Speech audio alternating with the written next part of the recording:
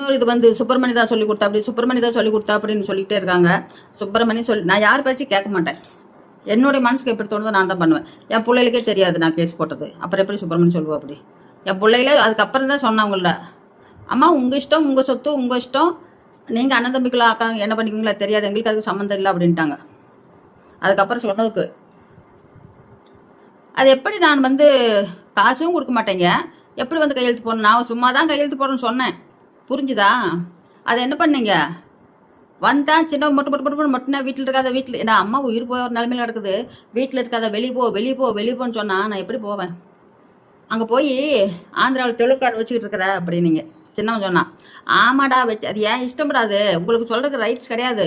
நீங்கள் மாதம் மாதம் செலவு கொடுத்தீங்கன்னா அதை சொல்லுங்கள். உன் பிள்ளை எங்கே போச்சு? ஆ தெலுங்கான தானே கூட்டி போச்சு. சூப்பர்டா. அந்த நீ சொன்னதுனால செலவே மிச்சம் பண்ணிட்டு தெலுங்கான கூட்டு ஒரு போயிட்டா. மான மரியாதை போச்சுடா. நீ எதை விட என்னடா வாழ்க்கை வேணும்? என் பிள்ளைந்தே வாழ்த்தனை போச்சா அப்படி போகல. அதுக்கு தான் ஒரு தில்லு வேணுங்கிறது, எதை எந்த நேரத்தில் எப்படி செய்யணும் அப்படிங்கிறது. பிள்ளை கோவச்சா கோவிக்கிட்டோம், புரிஞ்சுக்குவாங்கல்ல எப்போவாதும். எதுக்கு அம்மா திட்டினாங்க, எதுக்கு அம்மா இப்படி பண்ணாங்கன்ட்டு. அதுதான் பயங்கர கோபம் வரும் எனக்கு. கனகால என் பிள்ளைய சின்ன பண்ண வளர்த்துனது வந்து ரொம்ப ஸ்ட்ரிக்டாக வளர்த்துனேன். இந்த டைமிங்னா கரெக்டாக வந்துடும், டைமிங்னா போயிடணும். அப்புறம் இந்த டைப்பிங் கிளாஸு அது என்னென்னமோ நிறைய ப்ராசஸ்லாம் பண்ணினா, அதுக்கு எல்லாமே போய் கூட இருந்து செய்ய வச்சு கூட்டிகிட்டு வருவேன். 8 மணிக்கு கம்ப்யூட்டர் கிளாஸுக்கு போவா ப்ராசஸ் பண்ணுறதுக்கு. அங்கே போனால் 1 மணி நேரம் அதில் வேலை செய்யணும்.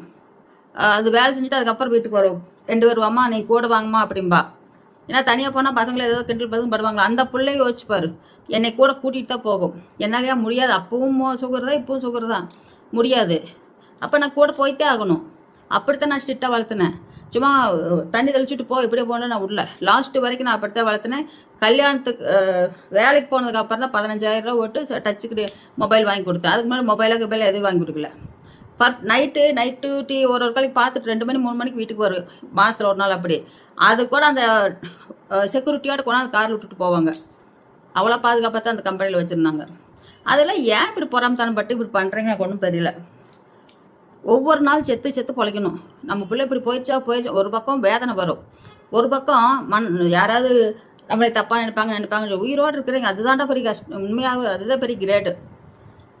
இப்படி என்னை பேசுனா அப்போ நீ இப்படி இருக்கிறது புருஷன் விட்டு போட்டு ஓடிட்டானாடா. நான் கல்யாணம் முடிச்சு குழந்தைல பற்றி எங்கேயோ போயிட்டு போகிறான். எனக்கு என்ன அந்த கல்யாணம் மிக்க புள்ள பார்த்துக்கிட்டு போயிட்டுனா பெரியவன் சொல்லியிருக்கிறான், அடே கம்யூனிட்டி என்னது சோளக்காட்டுக்குள்ளே போய் பிள்ளையே பார்த்தனா, எத்தனை பிள்ளையோட பார்த்து நீ பார்த்தா நீ தான் கூட்டி போயிருக்கிற பொண்டாட்டிக்கு சொல்றியாம்மா. அது அம்மா எனக்கு சொல்லிச்சு. படுவாவி பாலா பண்ணாயி நாங்கள் கண்ணு முன்னாடி இருக்கிறோம், அந்த பிள்ளை சோளக்காட்டில் போய் பிள்ளை பார்த்தான்னு சொல்கிறான் பாரு.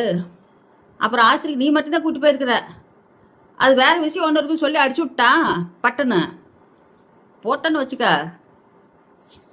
எதுக்கு இப்படியெல்லாம் இல்லாதெல்லாம் பேசணும்? நான் ஒன்று சொல்லிட்டா, நீங்கள் நினச்சி நான் பேசுவேன், எல்லாத்துட்டும் பேசுவேன் ஜாலியாக. அது ஒரு மைண்டு. அப்போ அந்த ப்ராப்ளம் மைண்ட் எல்லாத்துக்கும் வரும். அந்த டயத்தில் பேசுவேன். ஏன் நீ எங்கேயும் ஒழுக்கமாக இருந்தியா? நீ எத்தனை ஒன்று லவ் பண்ணிக்கிட்டு இருந்த? ஒரு பொண்ணுக்கு கல்யாணத்தப்ப லெட்டர் எழுதி அந்த கல்யாணத்தை நிறுத்தணும் அப்படின்னு உன்னுடைய ஃப்ரெண்டுக்கு நீ எல்லாம் சேர்ந்து பண்ணீங்க. அது கல்யாணம் ஆயிடுச்சு எனக்கு. நான் போய் சொல்ல முடியாத பாட்டுக்கு அப்புறத்துக்கிட்டேன். எனக்கு பாவமாக தெரிஞ்சுது. ஒரு பிள்ளை கல்யாணத்தை போய் லெட்டர் போட்டு அது மூலியம் கரெக்டாக கல்யாணத்தன்னைக்கு லெட்டர் போகிற மாதிரி போட்டு அந்த கல்யாணத்தை அந்த பிள்ளை நிப்பாட்டி உங்களுக்கு என்ன வருது? அந்த மாதிரிலாம் பண்ணங்காட்ட உங்கள் பையனுக்கு இப்போ அப்படி கிடக்குது. நீ ஒன்று சொல்கிற நல்லா புரிஞ்சுக்கோ. இப்போ சுப்பிரமணிக்கிட்ட போய் சுப்பிரமணி சொன்னாங்க அதெல்லாம் சொல்ல கிடையாது. சுப்பிரமணிக்கிட்ட போய் இந்த பையனுக்கு ஒரு பொண்ணு பார்ப்பா அப்படின்னா கண்டிப்பாக பார்த்து வைப்பா. அப்படி 100க்கு 100 உண்மை. நான் பேசுகிறேன் சுப்பிரமணிக்கிட்ட, அவங்க ஒத்து வந்தால் நான் எங்கிட்ட ஒரு தொலை கண்டுபிடிச்சி வைப்பேன் அப்படின்னா. அப்படி வாரு, நீ பெரியவன், நமக்கு தான் எல்லாம் தெரியும் அப்படின்னு நினைக்காத. சுப்பிரமணி ஒரு இது வந்து வேறு மாதிரி. ஆனால் உங்களுக்கு வந்து அப்படி இல்லை. சுப்பிரமணி வந்து எல்லாத்தையும் பழகி வச்சுருக்கா. அப்படி இப்போ கனகா தோட்டம் முடிச்சுது, தேவி தோட்டம் முடிச்சுது, விற்றுது எல்லாம் சுப்பிரமணி தான் பண்ணி கொடுத்தா. அப்படி அங்கே வந்து இன்னொன்று என்னன்னா, சுப்பிரமணி வந்து 5 லட்ச ரூபா ஆட்டை போட்டா அப்படின்னு சொல்லியிருக்கீங்க. எந்த 5 லட்ச ரூபா ஆட்டை போட்டா? அப்படி அந்த காரியம் செஞ்சு கொடுத்தா. அப்படி பாரு, அவங்க வாங்காட்டி கூட இவங்களாவது கையில் கொடுத்துருக்கலாம். அவங்க ஒன்றும் வாங்கலையே, போயிட்டாங்க. எப்போ நீங்கள் பொறாமப்படுறீங்களோ அந்த பொறாமை நிற்க வரைக்கும் இப்படித்தான் நடந்துக்கிட்டு இருக்கோம். புரிஞ்சுக்குங்க.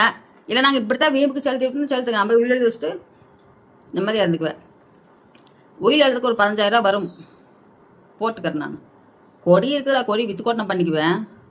இன்னைக்கு அந்த கொடியை நான் ஒரு அதோ 4.5 பவுன் என்னமோ இருக்குது, அதை நான் விற்றுக்கிறேன். அதை விற்றுக்கோட செலவு பண்ணுவேன். அடுத்த வீடியோவில் சந்திக்கலாம் வாங்க. நிறைய ப்ராப்ளம் இருந்துக்கிட்டே இருக்குது.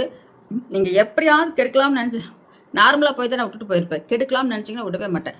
அதுதான் எனக்கு பெரிய விஷயம். வேண்டாம் அப்படின்னா அதை தான் நான் அதிகமாக செய்வேன். கம்முன்னு போயிட்டீங்கன்னா பாட்டில் போயிடும். நானும் வெயிட் பண்ணுங்க.